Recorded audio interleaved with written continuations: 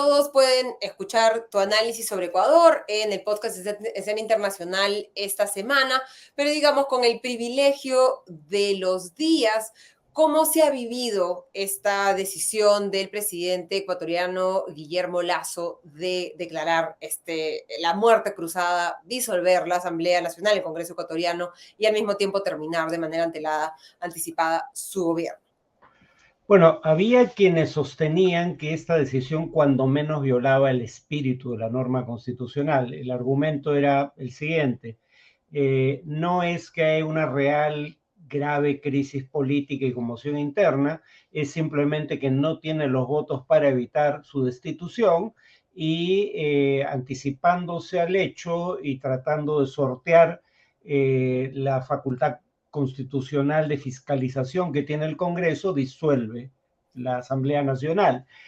Siendo es un argumento que suena razonable, cuando uno lee el artículo pertinente de la Constitución, el artículo es clarísimo, dice a criterio suyo, es decir, del presidente, puede disolver la Asamblea bajo 3 circunstancias, en 2 de las cuales no necesita la convalidación de su decisión por parte de la Corte Constitucional. La causal que invocó, grave crisis política y conmoción interna, no requiere autorización de la Corte Constitucional, queda a criterio del presidente, y ahora la propia Corte Constitucional, ante, digamos, recursos de inconstitucionalidad, ha reiterado esa interpretación, es decir, el hecho está consumado y se va a nuevas elecciones en unos 3 meses o tal vez un poco más. Esta es la primera vez que se utiliza este mecanismo desde su incorporación en la Constitución ecuatoriana, que precisamente fue instalada en la Constitución durante el gobierno de Correa, que es quien muchos consideran que ha sido, digamos, el titiritero detrás de este proceso de juicio político contra Guillermo Lasso en el Congreso, que buscaba y que parecía que estaba muy cerca de lograr su destitución. Sí, habría que recordar que en la década previa a la llegada al gobierno de Rafael Correa, Ecuador tuvo 7 presidentes y ningún presidente elegido logró culminar su mandato. En ese sentido, la constitución correísta, digamos, más allá de las aristas autoritarias que tuvo su gobierno, le ha dado mayor estabilidad política al gobierno por una razón fundamental. La destitución del presidente de Ecuador tiene 2 componentes distintos a lo que sería la vacancia por incapacidad moral permanente en el Perú. En primer lugar, no basta con tener los votos necesarios, se requiere, mejor dicho, de una decisión de la Corte Constitucional, el equivalente a nuestro Tribunal Constitucional, que diga que se ha respetado el debido proceso y que hay motivos para suponer que las razones por las que se le quiere destituir son válidas. De hecho, la Corte Constitucional desestimó 2 razones que se esgrimían para el juicio político, solo aceptó la más débil, curiosamente, por lo menos a ojos en todo caso, la menos grave. En términos penales, digamos. En términos penales, claro. Y por otro lado, si se disuelve la Asamblea Nacional, se van todos, lo que tantos aspiran a que se logre en el Perú. Es decir, los congresistas no tienen tantos incentivos para librarse del presidente como en el Perú, porque aquí solían contar o bien con que pudieran manipular al sucesor, sea Vizcarra, cosa que obviamente no funcionó, sea Boluarte, con quien parece haber funcionado mejor, o argumentan que la Constitución no exige nuevas elecciones parlamentarias, solo presidenciales, precisamente porque los congresistas se tienen que ir en caso de destituir al presidente. Es que no es tan socorrido el mecanismo como en el Perú, en donde hemos tenido 7 intentos de vacancia en 7 años. Es decir, si la Asamblea Nacional hubiera conseguido los 92 votos, ¿ellos también se habrían tenido que ir? No necesariamente, salvo que el presidente invoque el artículo 148 de la Constitución, y era más o menos obvio que eso iba a ocurrir. Aunque había negado que lo iba a hacer, ¿no? Y quería citarte una frase que es bastante, digamos, cargada de significado. Decía, no quisiera que en las páginas de la historia se escriba que dicté una muerte cruzada para evitar el juicio político, que es ¿Qué es lo el que ocurrió? titular de todos los medios de comunicación el día en que dictó la muerte cruzada. Por eso se dice que esto no se atiene al espíritu de la norma. Él mismo lo declaró, no, o sea, no se debería apelar a la muerte cruzada para evitar el juicio político, si es que hay razones para ello. Ahora, si había o no razones para ello, es discutible. Pero el punto es que nuevamente cuando uno ve el artículo 148 de la Constitución ecuatoriana, no se requiere de ninguna otra decisión que la del presidente para invocar 2 de las 3 causales para disolver la Asamblea Nacional. En ese sentido, no es inconstitucional y es lo que ha dicho a su vez la Corte Constitucional ecuatoriana. Y mirando, digamos, todos estos años en los que no se ha aplicado la muerte cruzada, siendo un mecanismo que a Guillermo Lasso no le ha dado mucho dolor de cabeza dictar, ¿cómo, revisando un poco la historia reciente de Ecuador, cómo explicamos que esta sea la primera vez que se ha implementado? Es lo más cerca que hemos estado a que un presidente sea destituido. Han habido momentos en los que, digamos, ha habido este escenario ideal, digamos, de una mayoría en la Asamblea Nacional que apoya, por lo tanto, el presidente, y no se dan estos conflictos entre el Ejecutivo y el Legislativo al que ya estamos tan acostumbrados, lamentablemente, aquí en el Perú. Bueno, en honor a la verdad, esa constitución solo rigió bajo 3 gobiernos hasta ahora, ¿no? Uno, el segundo periodo del propio Correa, de hecho, el final del primero y todo el segundo periodo, y Correa tenía mayoría parlamentaria. La segunda vez fue durante el gobierno de Lenín Moreno, quien no tenía mayoría parlamentaria, pero no tenía 2/3 del Congreso en contra, que es la mayoría calificada que se requiere para remover al presidente. Entonces, en realidad el mecanismo no ha funcionado del todo bien si se tiene en cuenta que la primera vez en que hay un presidente que tiene 2/3 del Congreso en contra, en 2 años se aplica 2 veces el mecanismo. Ya que hablabas al principio de similitudes con el Perú, uno puede hablar a Lasso y Lasso dice cosas como la siguiente: algunos nunca reconocieron la legitimidad de mi triunfo, lo cual es cierto. Pachacuti no reconoció la legitimidad de su pase a segunda vuelta. 2, me han intentado remover del cargo 2 veces en 2 años. Y 3, los ministros eran sometidos a constantes pedidos de comparecencia ante comisiones o al Pleno del Congreso, y habló de que más de 300 ministros habían tenido que hacerlo.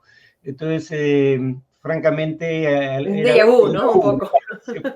Para los congresistas peruanos, ¿no? Pero hay diferencias, ¿no? Porque muchos han, digamos, en esas similitudes, porque ha sido un discurso en el que se ha usado la misma palabra, ¿no? Disolver, ¿no? En el que finalmente Guillermo Lasso va a gobernar por decreto, que era lo que estaba buscando hacer Pedro Castillo el 7 de diciembre del año pasado, pero hay claras diferencias. Sí, primero, lo que ha hecho Lasso está contemplado en la Constitución. No es una acción al margen de la Constitución como fue el discurso de Castillo. En segundo lugar, gobierna por decreto, pero la Corte Constitucional, que sigue siendo independiente, Pedro Castillo, al igual que Fujimori, intentó intervenir al Tribunal Constitucional. La Corte Constitucional tiene que validar los decretos de urgencia que apruebe el presidente. O sea, no basta con la voluntad del presidente para sacar adelante un proyecto. Y tercero, a diferencia del Perú, hay elecciones tanto para presidente como para Congreso en un plazo relativamente breve de tiempo.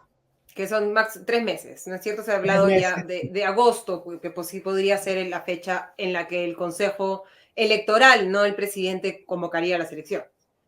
Sí, algunos creen que probablemente demore un poco más, pero sí, y claro, ya una muestra de que tal vez vaya a la reelección Lasso. Su primer decreto es una reducción de impuestos a la renta que beneficiaría a 500.000 de ecuatorianos. Sonrío porque Lasso, si acaso, ha sido un halcón en materia fiscal. O sea, ha Exacto. logrado, por ejemplo, superar la meta de reducción del déficit fiscal que había establecido a inicio del año en 2022. Sin embargo, ahora lo primero que hace es reducir ingresos fiscales, con lo Abrir el cual caño. crece, claro, con lo cual crece el déficit, Ujú, pero obviamente va a ser una medida popular entre los beneficiarios, que además no son los sectores de menores ingresos, que no ujú. votan por él, sino estratos medios o tal vez altos que pagan que pagan impuesto a los ingresos. Ujú. Y él ha dicho que no va a ir a la reelección, pero eso también podría ser una estrategia para un poco reducir la presión, ¿no? Y los ojos puestos sobre él y tratar de evitar un escenario que se veía posible al momento en que decretó la muerte cruzada, de que se reactivaran las protestas violentas que vimos que han sido un problema durante precisamente el gobierno de Lazo, pero al parecer ese escenario todavía está en suspenso. Bueno, en el Perú, cuando es depuesto Pedro Castillo, nadie sabía qué iba a pasar. Y lo primero que dice Dina Boluarte ante el Congreso es que pensaba quedarse junto con el Congreso hasta 2026. En Ecuador el tema es que tienes garantía de elecciones generales en un periodo perentorio de tiempo, un plazo perentorio de tiempo. Luego entonces, probablemente muchos estén más preocupados de ir confeccionando listas para esas elecciones que de protestar contra lo que, como digo, es un hecho consumado, dado que la Corte Constitucional ha dicho que la decisión es constitucional. Ujú. Hemos visto, digamos, algunas reacciones. En el caso del Perú ha habido un comunicado de la Cancillería que también comentaste en tu podcast que invitamos a todos a escuchar. El gobierno de Perú reitera su respaldo al proceso democrático en la hermana República de Ecuador y hace votos para que las elecciones generales, que resultarán de la decisión que ha adoptado el presidente Guillermo Lasso en ejercicio de sus facultades constitucionales, permitan al pueblo ecuatoriano asegurar el mantenimiento de la gobernabilidad política y la paz social. Un poco, ¿qué te parece este comunicado del gobierno de Boluarte y cómo han reaccionado los otros líderes de la región? Un poco también en comparación con cómo suelen reaccionar o cómo han reaccionado a una circunstancia, como decimos, digamos, similar pero bastante diferente en el Perú. Lo único que objetaría de ese comunicado es el hecho de que la decisión que ha adoptado el presidente Guillermo Lasso en ejercicio de sus facultades constitucionales, o sea, esa frase, porque era meterse en un debate constitucional propio de los ecuatorianos. Como digo, hubo hasta 6 iniciativas para que la Corte Constitucional declarara inconstitucional la disolución de la Asamblea Nacional decretada por Lasso. ¿Qué habría pasado o qué hubiera pasado si la Corte Constitucional hubiera dicho que efectivamente era inconstitucional? Pero ya se había pronunciado sobre Uh la -huh, constitucionalidad de la decisión. O sea, uh -huh. no tiene mucho sentido. Y en tanto la oposición de izquierda, si bien cuestionó ante la Corte Constitucional la decisión, dijo que respetaba lo dicho por la Corte Constitucional y el propio Correa, que efectivamente fue el instigador de este proceso, ya está, digamos, pensando en la campaña electoral. No ha habido grandes reacciones fuera, porque dado que no hay conmoción interna en realidad, que es lo que invocó el Lazo, y más bien hay una aceptación ante el hecho consumado, ¿qué sentido tiene que gente de fuera le enmiende la plana, por ejemplo, gobernantes de izquierda de otros países, le enmienden la plana a la izquierda ecuatoriana que ya está preparándose para participar en las elecciones que se van a producir como consecuencia de la decisión de Lazo?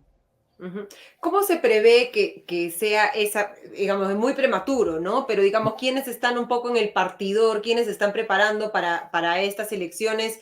¿Y qué efectos está teniendo esto? ¿No? Vimos en los días siguientes a que se decretara la muerte cruzada los bonos soberanos ecuatorianos, que digamos reflejan qué tan riesgoso se percibe el país, se dispararon en rendimiento, cayeron en precio porque se preveía o se temía el temor que hay ahorita un poco entre los inversionistas, es que esta sea una puerta por la que pueda el populismo regresar a presidir Ecuador.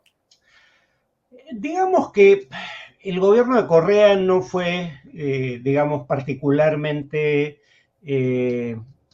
laxo en el manejo de las cuentas fiscales o en general de la macroeconomía.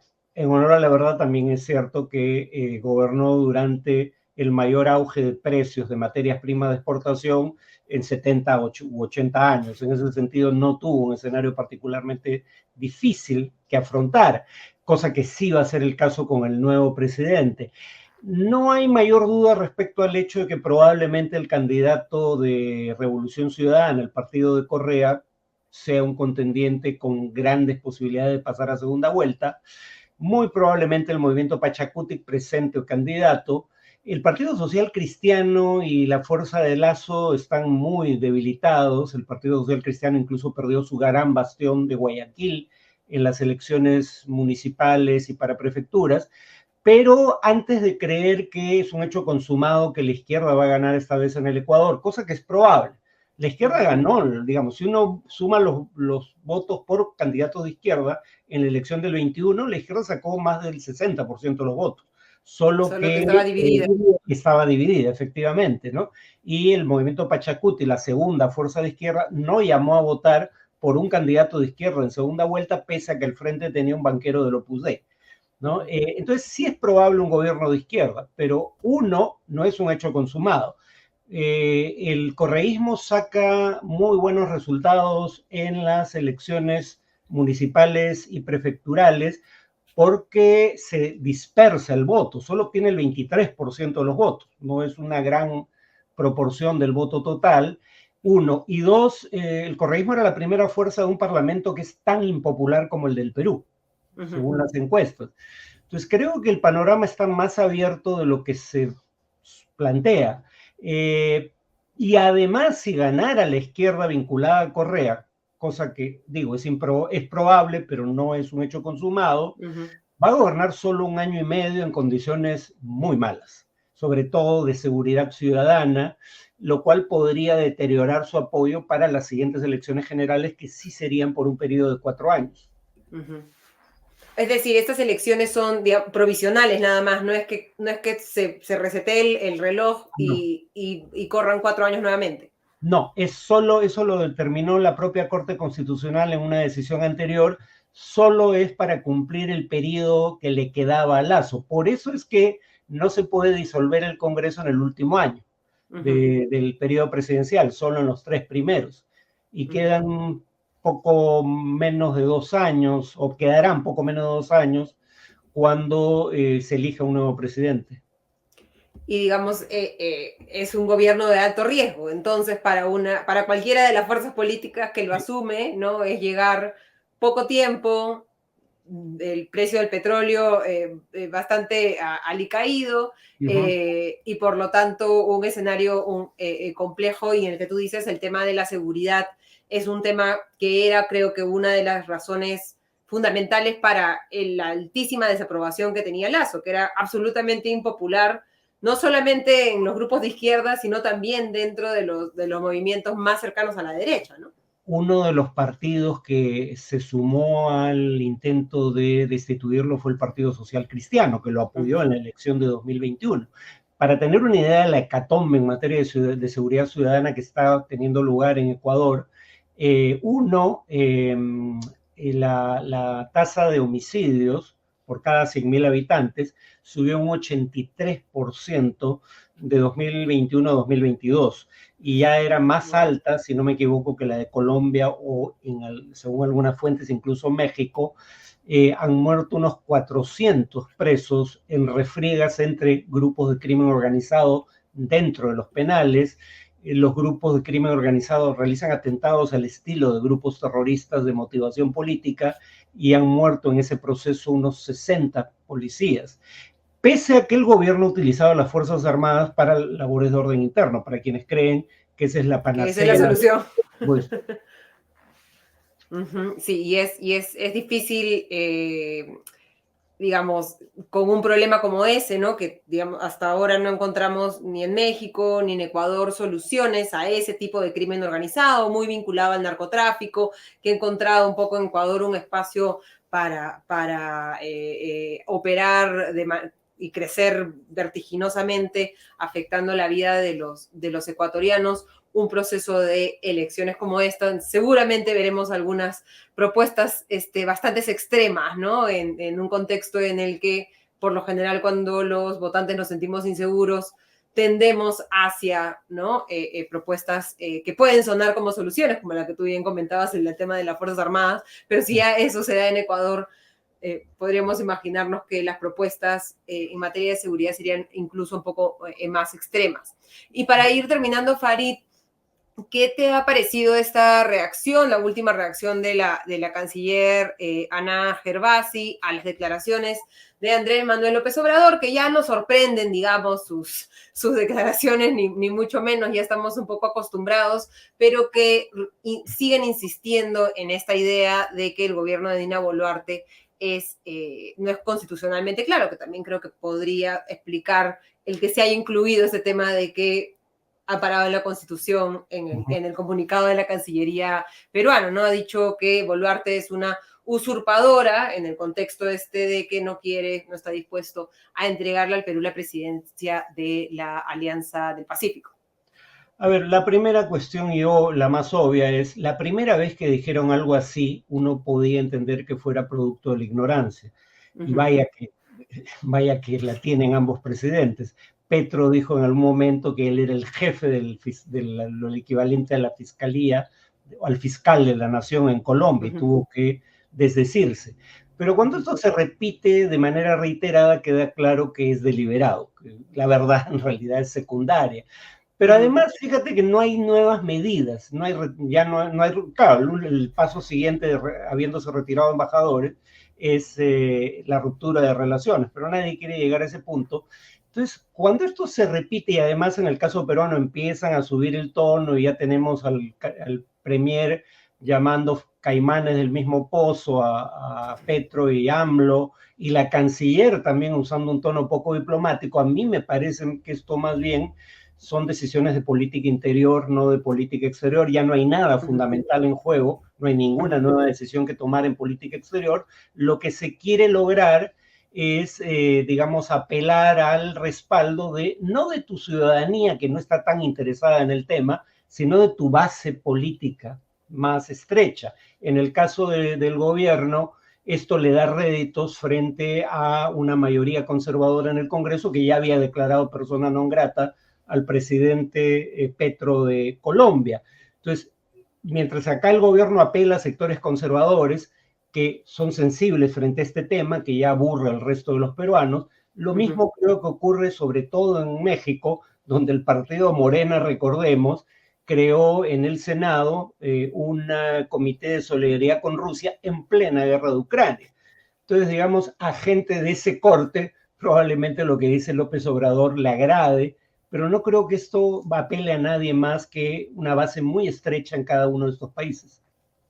Sí, mandar esos mensajes a los que ya te están escuchando, pero no tratar de convencer a nadie más, porque claramente esperemos ya, al menos los peruanos estemos un poco más convencidos de que efectivamente no fue una situación ideal, pero que la salida que se consiguió en el país es constitucional. Ya popularidad de Dina Boluarte, medidas correctas del gobierno, ya es otra discusión, ¿no? Pero la legitimidad de su presencia en la presidencia es innegable, ¿no? Y el hecho de que en este momento no tengamos en el horizonte una discusión de unas elecciones adelantadas, ni en el Ejecutivo ni en el Legislativo, que están mirando para otro lado y han querido olvidarse un poco del tema, es lo que están ahorita en agenda, o sea, no está en agenda en el Perú. Veremos si en algún momento se pone en agenda, porque en el Perú es imposible predecir cuál va a ser el tema de política de la próxima semana. Farid, te agradecemos muchísimo, como siempre, por habernos acompañado en esta edición de Comité de Domingo. Invitamos a todos a escuchar tu podcast Escena Internacional, que pueden encontrar en la página web del comité, comitedelectura.pe. Muchísimas gracias, Farid.